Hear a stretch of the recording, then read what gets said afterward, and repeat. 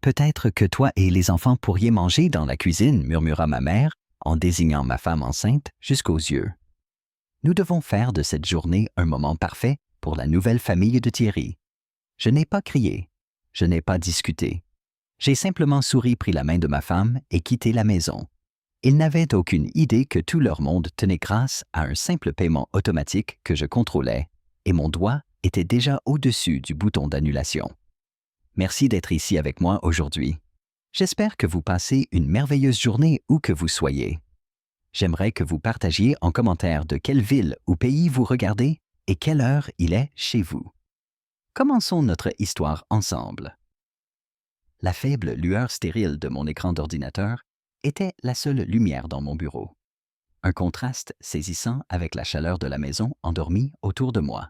Il était juste passé minuit, mon heure sacrée, le moment où moi, Mathieu Marie-Père et conseiller financier accompli, endossais mon autre rôle, l'architecte secret de la vie respectable de mes parents.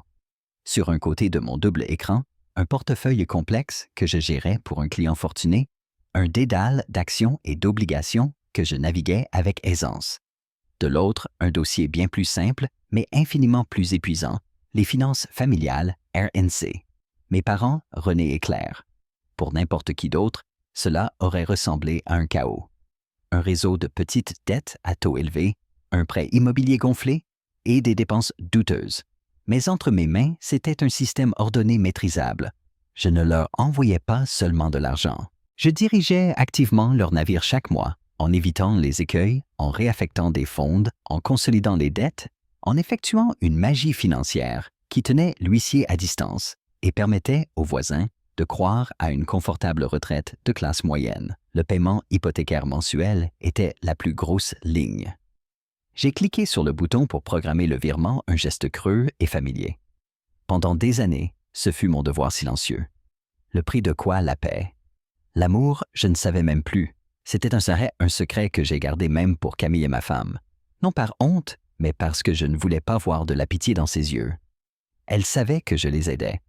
Elle ignorait simplement que j'étais la fondation qui soutenait toute leur maison. Mon téléphone a vibré sur le bureau. Un texto de ma sœur Mélanie. Besoin de parler?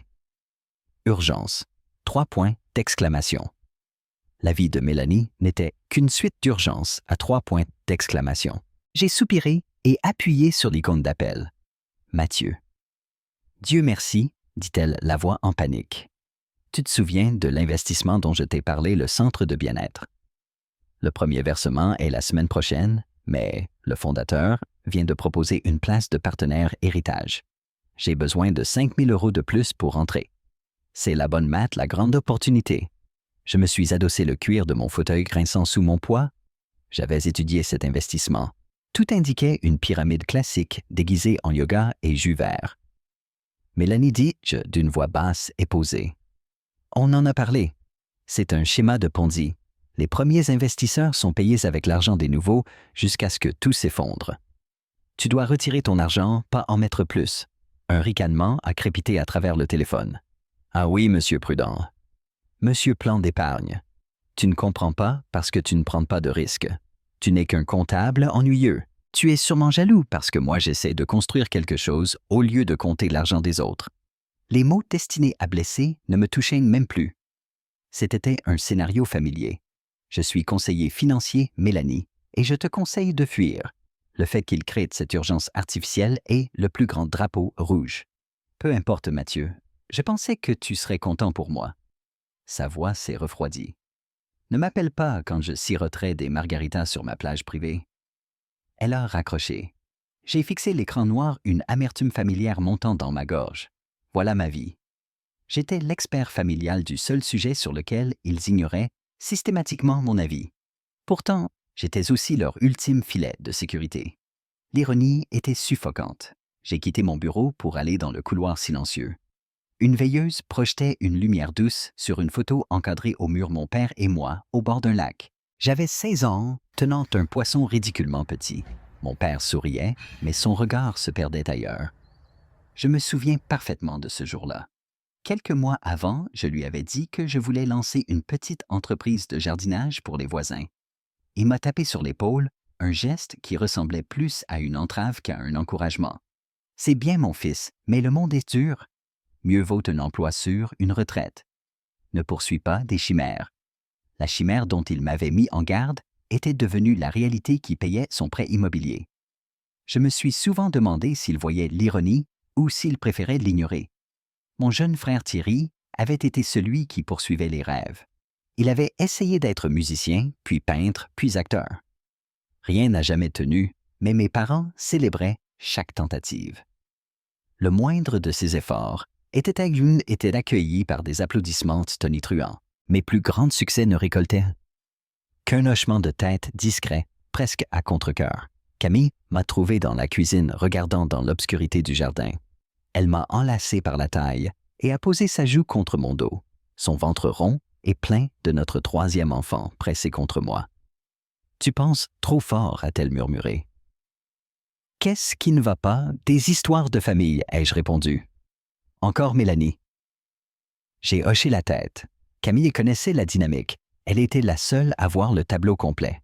Le coût émotionnel constant d'être toi. Et tes parents? Demanda-t-elle. C'est bientôt Thanksgiving. J'ai acquiescé comme si ça expliquait tout. Oh, ses bras se sont serrés autour de moi. On est sûr d'y aller. On pourrait juste passer une journée tranquille ici, juste nous. L'idée était une bouée de sauvetage et une partie de moi voulait s'y accrocher. Mais une autre partie plus stupide, l'adolescent de 16 ans, cherchant encore l'approbation de son père, résistait. Non, on devrait y aller. Thierry sera là avec sa nouvelle femme. Maman et papa veulent vraiment voir tout le monde. Mon dear.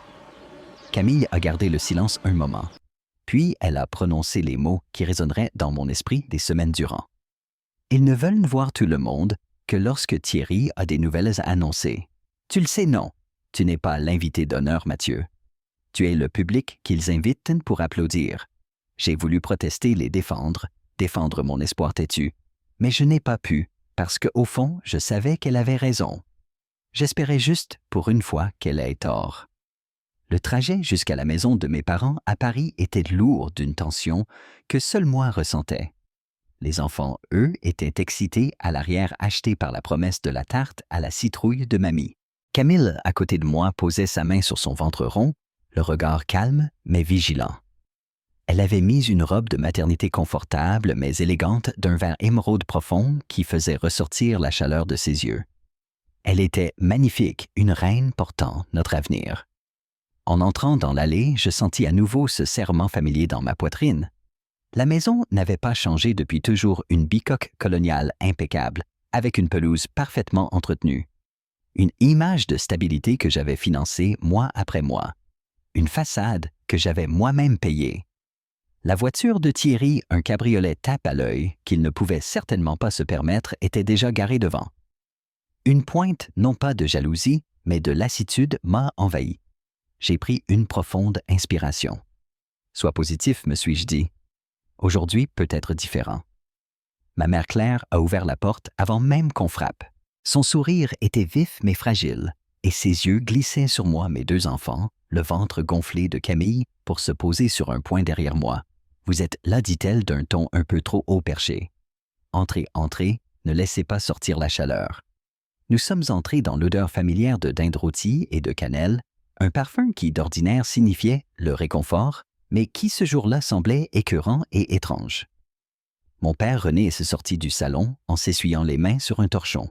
« Mathieu Camille est content de vous voir, dit-il en me serrant l'épaule brièvement. Son regard lui aussi semblait fuir le contact direct. Il y avait quelque chose qui clochait. L'air était lourd de mots non dits. Mélanie était introuvable. « Où est-ce tout-il-aime » ai-je demandé, tentant de paraître décontracté. « Dans la salle à manger, répondit ma mère, nous y dirigeant déjà. Nous avons une merveilleuse nouvelle. Nous sommes entrés dans la salle à manger et mon monde a basculé. La longue table, en acajou, était magnifiquement dressée, la belle vaisselle et l'argenterie brillante sous le lustre. Mon père siégeait à une extrémité. Ma mère se tenait à côté de lui. À l'autre bout, trônant Thierry et une jeune femme que je ne connaissais pas, la main posée sur son petit ventre déjà arrondi. Et là, assise près d'eux, Mélanie, un sourire satisfait et triomphant aux lèvres. Il n'y avait pas d'autre couvert. Aucune chaise vide pour moi, pour Camille, ni pour nos 2 enfants qui restaient désormais silencieux à nos côtés. Leur excitation s'était évaporée. Le silence était assourdissant. J'entendais l'horloge sur la cheminée. Chaque tic était un coup de marteau contre mon crâne. C'est Thierry qui a brisé le silence, un large sourire inconscient sur le visage. Matt, voici Amélie. On s'est mariés le mois dernier et devine quoi, on attend un bébé. Je les ai regardés, puis les places vides autour de la table. Mon cerveau peinait à relire les pointes à comprendre la scène devant moi. Ils ne nous avaient pas oubliés. C'était délibéré. Nous ne faisions pas partie de la fête. Nous étions une interruption. Ma mère a dû lire l'expression sur mon visage. Elle s'est avancée, posant une main sur mon bras, un contact brûlant. « Mathieu, mon chéri, » dit-elle à voix basse, comme un secret. « Nous sommes si contents que tu sois passé entendre la nouvelle. Mais Amélie est dans une condition très délicate le premier trimestre, tu sais. Elle a besoin de calme, de confort. C'est un peu trop pour elle. » J'ai regardé le sourire crispé de ma mère, puis Amélie qui fixait son assiette, les joues rouges. J'ai regardé ma femme Camille, forte et belle enceinte, de 8 mois debout sur ses jambes fatiguées, après 1 heure de route, traitée comme une intruse. Mon père s'est éclairci la gorge. Ce que veut dire ta mère, fiston, c'est que peut-être toi, Camille, et les enfants pourriez prendre une assiette à la cuisine ou revenir pour le dessert dans quelques heures. On veut juste laisser Thierry et Amélie profiter de leur moment. Et puis ma mère a prononcé les mots fatales qui ont coupé le dernier fil d'espoir auquel je m'accrochais. Elle a souri un rictus de façade. Ne rends pas les choses difficiles, mon chéri. Aujourd'hui, c'est la famille. C'est pour Thierry. On a besoin que ce soit un moment heureux et complet. Tu comprends, complet. Ce mot est resté en suspens. Un jugement. Un moment heureux et complet. Et nous n'en faisions pas partie. Notre présence, celle de ma famille, le rendait incomplet. Nous étions la tâche sur la photo parfaite. J'ai regardé Mélanie. Son sourire s'élargissait. Elle savait que tout cela arriverait. Elle savourait l'instant. J'ai vu le front de Thierry se plisser, une lueur de décence dans son regard, alors qu'il réalisait enfin l'absence de nos couverts. Mais il n'a rien dit. Il était absorbé par sa lumière. Quelque chose en moi ne s'est pas brisé, ça s'est vaporisé. C'est devenu une matière froide et dure en mon centre. Toutes ces années de sacrifices, de paiements secrets, d'insultes avalées, d'espoirs muets, tout s'est cristallisé en un instant de clarté glaciale absolue. Je n'ai pas élevé la voix. Je n'ai pas crié. J'ai regardé mon père droit dans les yeux, mon regard calme. « Je comprends », ai-je dit. Ma voix était si calme, si dépourvue d'émotion, qu'elle a capté toute l'attention de la pièce. Même le rictus de Mélanie a vacillé. Je comprends désormais mon rôle. J'ai pris la main de Camille. Elle tremblait un peu, mais elle a serré la mienne avec une force qui m'a traversé. J'ai tourné les talons. Mes enfants serrés à mes jambes. Mathieu attend. Mon père a commencé une pointe de panique dans la voix. Je me suis arrêté au seuil sans me retourner. Non, ai-je dit, la voix encore basse mais coupante. J'ai fini d'attendre. Le retour à la maison s'est fait dans le silence. Camille n'a pas parlé, n'a pas pleuré. Elle a juste serré ma main, dessinant de petits cercles du pouce sur mes phalanges. Les enfants, sentant le bouleversement, se sont tus à l'arrière. Quand nous avons franchi la porte de chez nous, la chaleur et la sécurité ont déferlé sur moi, non pas comme un réconfort, mais comme une confirmation. C'était la réalité. Eux, non. Je n'ai pas laissé la sensation se dissiper. Je ne me suis pas autorisé à pleurer ou à m'emporter. Je suis allé droit dans mon bureau. Le souvenir de leur visage, la fausse compassion de ma mère, la gêne de mon père, la cruauté de Mélanie alimentaient mes doigts sur le clavier. J'ai rédigé un nouvel email. Destinataire, René Claire, Mélanie. Sujet, responsabilité financière. Transfert final. Le corps du message était froid clinique d'une efficacité brutale. J'ai listé chaque paiement automatique mis en place, chaque compte géré pour eux, chaque abonnement payé, l'hypothèque, les charges, l'assurance auto, les impôts. J'ai donné les numéros de compte, identifiant de contact des prestataires. J'ai conclu par un paragraphe simple. À compter du 23 novembre, tout soutien et gestion financière de ma part prennent fin. Tous les mots de passe seront invalides sous 24 heures. Jen, je n'offrirai plus aucun conseil ni intervention.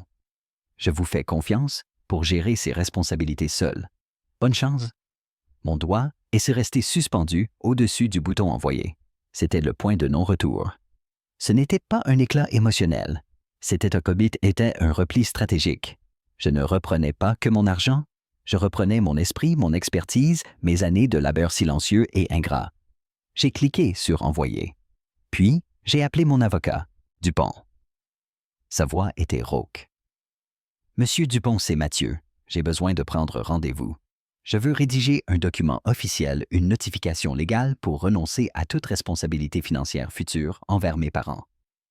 Je veux être totalement protégé. Les choses ont changé. Un silence à l'autre bout. Compris Mathieu. Mon assistante libère mon agenda pour demain matin. On dirait que vous avez enfin dressé un mur. Non, ai-je répondu regardant par la fenêtre mon bureau la nuit dehors. Je me contente de partir en leur laissant voir le mur que je tenais pour eux depuis si longtemps. La première semaine fut un silence étrange creux, le calme avant une tempête annoncée. Je me suis concentré sur ma propre famille et sur Camille. On a parlé des heures, tard dans la nuit. Je lui ai tout avoué le montant exact de l'hypothèque, les mensualités auto-l'ampleur de la perfusion financière que je fournissais. Elle ne m'a pas regardé avec pitié, elle m'a regardé avec un amour féroce et protecteur qui m'a fait comprendre combien je m'étais privé de vraie affection. Thierry a appelé une fois la voix hésitante. Matt, c'était vraiment bizarre à Thanksgiving. Maman et papa agissent étrangement. Qui se passe? Demande-leur. Thierry, ai-je répondu neutre. Demande-leur pour le prêt immobilier. Je n'ai pas dit plus, il n'a pas insisté. Il vivait encore dans la bulle. Il ignorait à quel point ses murs étaient fragiles. La première secousse sérieuse est arrivée 10 jours après Thanksgiving. Un appel affolé de ma mère. Mathieu, la banque, a envoyé un courrier. Ils disent que le paiement hypothécaire est en retard et qu'il y a une pénalité. Il doit y avoir une erreur sur ton compte. Tu dois les appeler et régler ça tout de suite. Dans sa voix, aucune supplication, juste un ordre impératif. L'idée que je sois encore son homme de service était si ancrée que ça en était ahurissant. Il n'y a pas d'erreur, maman, ai-je dit calmement. Je t'ai envoyé un mail avec toutes les informations. La responsabilité t'appartient désormais. De quoi tu parles? Je ne comprends rien à tout ce charabia technique. C'est ton boulot. Règle-le. Non, ai-je répondu le mot simple et solide. Ce n'est plus mon affaire. J'ai raccroché avant qu'elle ne réplique. Mon cœur battait la chamade, mais ma résolution tenait. Ils ont dû trouver l'argent pour le premier mois, car 2 semaines ont encore passé. Puis, la deuxième tuile est tombée comme prévu. Je consultais un site professionnel et l'ai vu. La photo de profil de Mélanie, le même selfie suffisant, mais le titre avait changé. Son poste dans l'agence de marketing de luxe s'était arrêté. Elle était au chômage. Quelques jours après, Thierry a rappelé la voix paniquée. « Mathieu, qu'est-ce qui se passe? Mélanie s'est fait virer. Les gens disent qu'elle montait une combine qui elle doit de l'argent à plein de monde. C'est la cata. Il a monté. Elle pleure, crie tout le temps. Tiens-prends. Papa a dû piocher dans sa retraite pour payer son loyer comme tu l'avais prédit. La pyramide s'est effondrée, l'entraînant avec elle. L'ironie délicieuse, c'est que mes conseils ennuyeux auraient pu la sauver. Elle m'a appelé pour suivi Thierry mendier de l'argent. Quand j'ai dit que je n'en avais pas, elle t'a blâmé. Si tu lui avais prêté l'argent, elle ne se serait pas retrouvée là. J'ai ri un rire bref sec, sans joie. Bien sûr, Thierry, bien sûr. L'ultime affrontement eut lieu un samedi froid de décembre. Je jouais au ballon avec mon fils quand leur voiture s'est arrêtée en trombe devant chez moi. Mon père, ma mère et Mélanie sont sortis le visage pâle déformé par une détresse devenue rage. Camille s'est placée à mes côtés, présence silencieuse et solide. J'ai envoyé notre fils à l'intérieur. « Que voulez-vous » ai-je demandé alors qu'il fonçait sur mon allée. « Tu nous as ruinés » hurla Mélanie, le visage ravagé de larmes. « Tout est de ta faute? Ma vie est finie à cause de toi, monstre égoïste ?» Mon père me désigna d'un doigt tremblant. On a reçu un avis de présaisie, Mathieu. Tu sais ce que c'est la honte? Après tout ce qu'on a fait pour toi, t'avoir élevé, tout donné, ai-je demandé, la voix dangereusement basse. Vous m'avez tout donné. Qui a payé cette maison ces 10 dernières années? Qui a sauvé Mélanie de ses urgences depuis l'adolescence? Qui a géré vos finances pour que vous puissiez entretenir l'illusion d'une vie confortable alors que vous vous enfonciez dans les dettes? Ma mère a tressailli comme si je l'avais giflée. On n'a pas de temps. N'y parle pas à son père comme ça. Il a fait de son mieux. Son mieux. J'ai avancé d'un pas. Des années de ressentiment contenu bouillonnaient enfin. Son mieux, c'était de créer un désastre, puis de se tourner vers son fils. Pas avec fierté, mais comme une bouée de sauvetage. Vous n'avez jamais vu mes succès comme une fierté, mais comme un fonds de secours. C'est alors que mon père a craqué. Le masque du patriarche s'est effondré. Il ne restait qu'un homme brisé amer. Tu crois que c'est facile, rugit-il, la voix brisée par une vie d'insécurité? Tu te balades dans ton beau costume avec ta vie parfaite, comme si tout était facile? Tu ne sais pas ce que c'est d'échouer, de voir tout s'effondrer. Ces dettes, ce n'était pas que du business.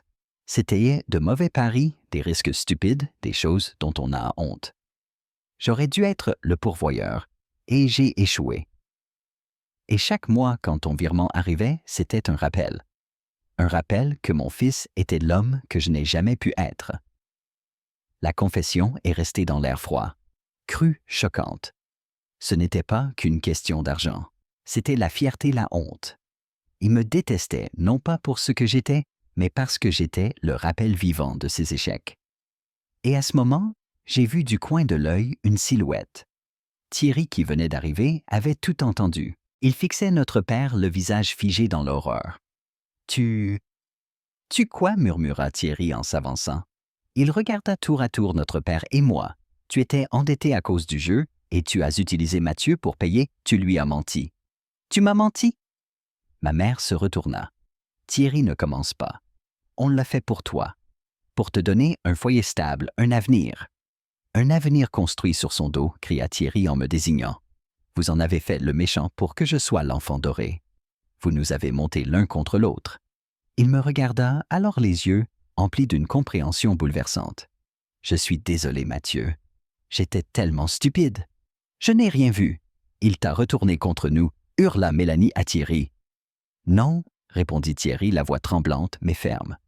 Il s'éloigna d'eux, traversa symboliquement l'allée et vint se placer à côté de moi. « Il n'a rien eu à faire. Vous l'avez fait vous-même. » Mon père regarda alors son fils préféré debout près du fils qu'il méprisait. La trahison dans ses yeux était totale. « Alors pars, rugit-il à Thierry. « Si tu es avec lui, tu n'es plus mon fils. » Thierry ne broncha même pas. Il me regarda, une question silencieuse dans le regard. Je lui fis un petit signe de tête. L'ancienne famille était morte. Une nouvelle commençait. Les semaines suivantes furent une adaptation, un nouvel équilibre. Thierry s'installa dans notre chambre d'amis avec 2 valises. Il y eut de la gêne, d'abord la culpabilité palpable de son ignorance passée. Mais mes enfants, avec leur cœur pur, ont brisé la glace. Ils adoraient, leur oncle Thierry le tirait, dans leur jeu réclamait des histoires du soir. Peu à peu, j'ai vu mon frère, le vrai Thierry, sortir de l'ombre de l'enfant parfait. Il était réfléchi, étonnamment bricoleur, réparant un robinet qui fuyait, m'aidant à monter un nouveau lit bébé. Un soir dans mon bureau, je lui ai offert une douloureuse franchise. Je lui ai ouvert le dossier des finances familiales, 10 ans de ma vie alignés en feuilles de calcul et en preuves de paiement. Il est resté silencieux, pâlissant à chaque ligne.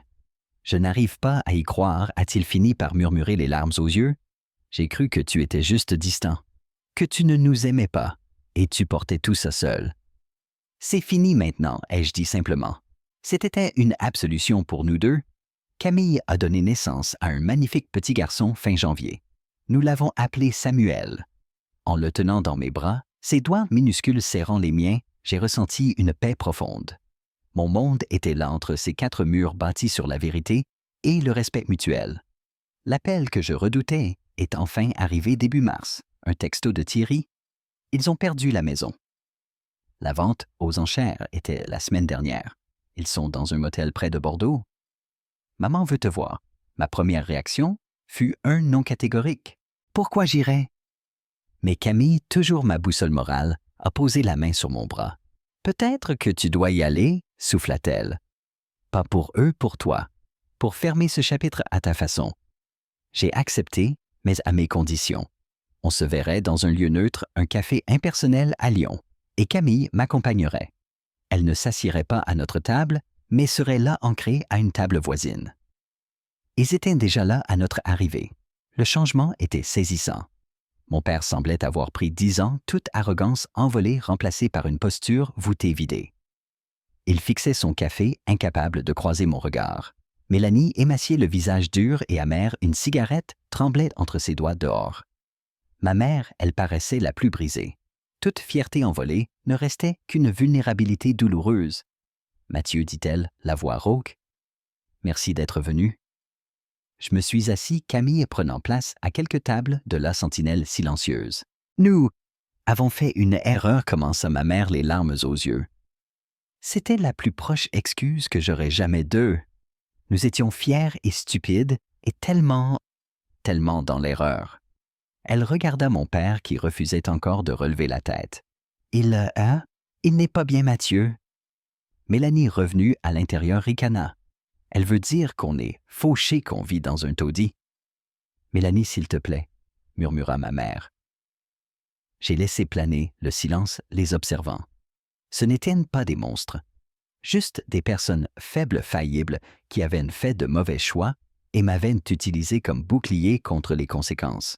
Je n'éprouvais aucune satisfaction à les voir ruinés, juste une grande tristesse. « Que voulez-vous de moi » ai-je demandé d'une voix ni dure ni tendre, mais directe. « On ne sait pas » sanglota ma mère. « On n'a plus nulle part où aller. Nous avons besoin d'aide. » C'était l'épreuve ultime. L'ancienne moi, le fils modèle, aurait sorti son chéquier prêt à leur offrir une nouvelle cage dorée. Mais ce n'était plus moi.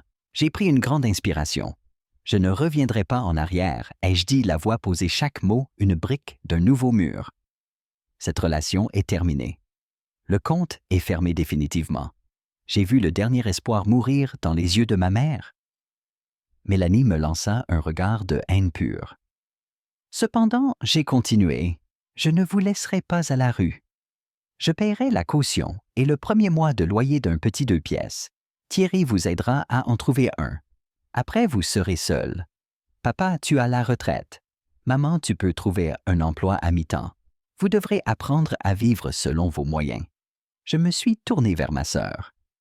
Quant à toi, Mélanie, tes problèmes sont les tiens. Tu dois assumer tes choix. Je ne peux pas t'aider. Ce n'était pas un salut, mais une solution humaine et définitive. Mon père releva enfin la tête. Pour la première fois, je ne vis ni déception ni ressentiment, mais une lueur fugace. De respect. Il acquiesça à peine perceptible. Camille et moi nous sommes levés. J'ai laissé assez d'argent pour leur café. Je n'ai pas dit au revoir. Il n'y avait plus rien à dire. Nous avons quitté le café main dans la main, sans nous retourner. Le livre était refermé. Je ne les avais pas détruits. Je les avais simplement laissés partir. Et, ce faisant, je m'étais enfin libéré. De retour à la maison ce soir-là, tout était calme sauf la respiration douce de mes enfants endormis. Je me suis arrêté au seuil de la chambre de Samuel, le regardant dormir, sa poitrine se soulevant, s'abaissant. Ma famille, ma vraie famille, celle que j'ai construite, choisie, protégée. J'ai appris qu'une maison, ce n'est que du bois et des clous, mais un foyer, ça se bâtit sur le respect et l'amour. Ils avaient choisi leurs priorités, et au final, j'ai dû choisir les miennes. Parfois, le plus bel acte d'amour, ce n'est pas de s'accrocher, mais d'avoir le courage de tracer une ligne et de lâcher prise.